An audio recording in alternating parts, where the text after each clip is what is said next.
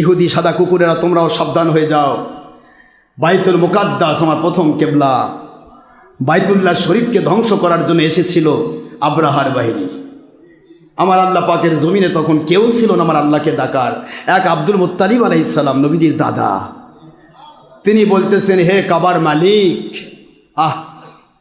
সত্য করে শুধু আবেদন দিলেন, হ্যাঁ কাবার মালিক, এই আব্রাহার বিশাল বাহিনী, ইয়ামানের দস্যু, এ দস্যুর সাথে আমি কেমনে পারবো? আপনার কাবাটাকে আপনি রক্ষা করেন। আমার মালিক বলেন, আমার নবীজির দাদা, আপনি চুপ হয়ে ঘুম পারেন, দেখেন আমি কি করি। জানেন না আপনারা?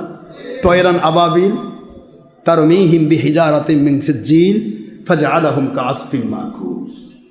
আমার আল্লাহ শুধুমাত্র নাযিল করলেন ছোট্ট ছোট্ট আবাবিল আলাম তারা কাইফা ফাআলা রাব্বুকা বিআসহাবিল ফিল। ও বন্ধু, কেন ভয় পাচ্ছেন? আপনি কি দেখেন নাই আমি ওই আব্রাহার বাহিনী হাতিওয়ালার সাথে কি ব্যবহার করেছি? নবীজি বলেন, আল্লাহ, তখন তো আমি মায়ের গর্ভে দেখব কি? হুজুর মায়ের গর্ভ থেকেও আব্রাহার বাহিনী ধ্বংসলীলা দেখেছে। সুবহানাল্লাহ বলুন। কোরআন সাক্ষী। আলাম তারা, আপনি কি দেখেন নাই? মানে ও আমার মুরব্বী, আপনার সাথে কি 7 মাথায় দেখা হলো না? তার মানে কি? কথা বলছেন না কেন? আল্লাহ কোরআনের ভাষা বলছেন, নবী আপনি কি দেখেন নাই?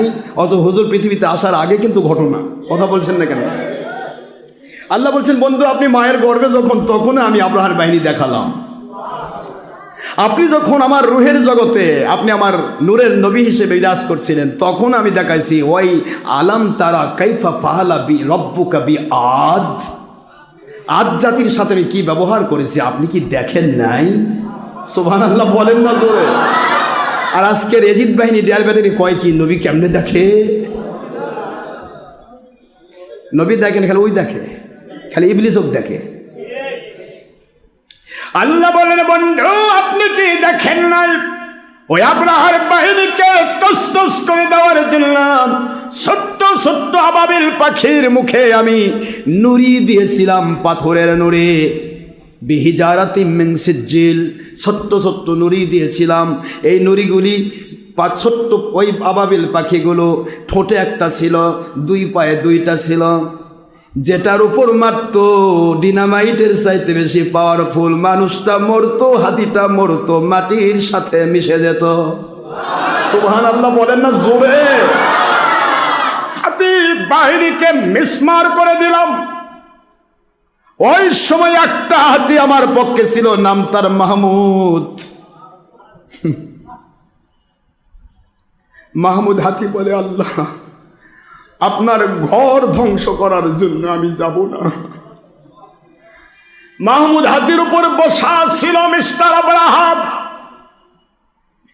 মাহমুদ হাতি একেবারেই নড়ে না। আব্রাহাম মারতে মারতে মাহমুদ হাতিকে জমির উপর ফেলে দিল, কিন্তু হাতি নড়ে না, যায় না। আমার আল্লাহ বলে, মাহমুদ হাতি রে, তুমি আমার পক্ষ নিয়ে তুমি জীবনে অনেক ধন্য হয়েছ।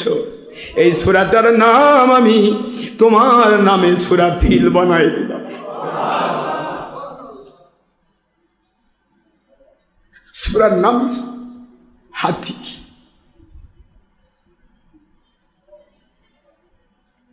আল্লাহ বুঝাইতে চাইলেন, কোন চতুষ্পদ জন্তু জানোয়ার যদি আমার পক্ষ নেয় রে, আমি আল্লাহর হাবিবের পক্ষ নেয়, ওলিল আমরের পক্ষ নেয়, ওলি আউলিয়ার পক্ষ নেয়, আমি আল্লাহ তার পক্ষে। হাতির দিকে তাকায় দেখো, এই হাতি বাহিনী দিয়ে কাবা ধ্বংস করার কথা, কাবাকে রক্ষা করলাম আব্দুল মুত্তালিবের দোয়ার বদলতে, হাতি বাহিনীকে ধ্বংস করলাম। অথচ আমি এই সূরার নাম সূরাতুল কাবা দিতে পারতাম, কাবার নামে দিলাম না, দিলাম আমি হাতির নামে সূরা।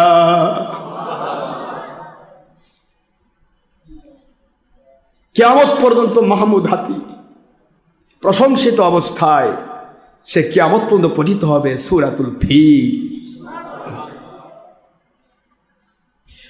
এই জন্য দুনিয়ার সাদা কুকুরের জাত তোমাদের খেদমতে আরজ করব, সাবধান হয়ে যাও। তখন কিন্তু কেউ ছিল না, তয়রান আবাবিল নাজিল হয়েছে। আজকে তোমরা মনে করেছো হামাসকে ধ্বংস করলেই বোধহয় আমরা বাইতুল মুকাদ্দাস দখল করতে পারবো। রে আব্রাহার বাহিনী সাদা কুকুর, সাবধান সাবধান হয়ে যাও। বাইতুল মুকাদ্দাসকে রক্ষা করার দায়িত্ব সেই বাইতুল মুকাদ্দাসের মালিকের। ওই ফিলিস্তিনের বুকে আজও রুহানিয়াতের পাওয়ার সমৃদ্ধ আল্লাহর ওলিরা রয়েছে রে। ওদের উপরে যদি একটা বোমার হিট হয়, এই হিটটাই হবে তোমাদের পতনের কারণ আর খেলাফতের ইমাম মাহদী নাজিল হওয়ার কারণ। ধরে বলুন সুবহানাল্লাহ। কোন ওলির কাছে হিট হলে আমার আল্লাহ সহ্য, জালেমকে মেরে ফেললে আল্লাহ দেখে না। মার, এরাও জালেম তোরাও যাবে, দে বসান দে, জালেমে জানে মর। আর মাজলুম যখন কেউ হয়, আল্লাহ পাক বলেন আমি তোমার সাথে, চুপ করে থাকো, দেখো আমি কি করি। সুবহানাল্লাহ বলেন। আল্লাহ আমাদের বোঝার তৌফিক দান করুন। বাবা অনেক কথা বলেছি, রাগ করছেন না? মন খারাপ করেননি তো?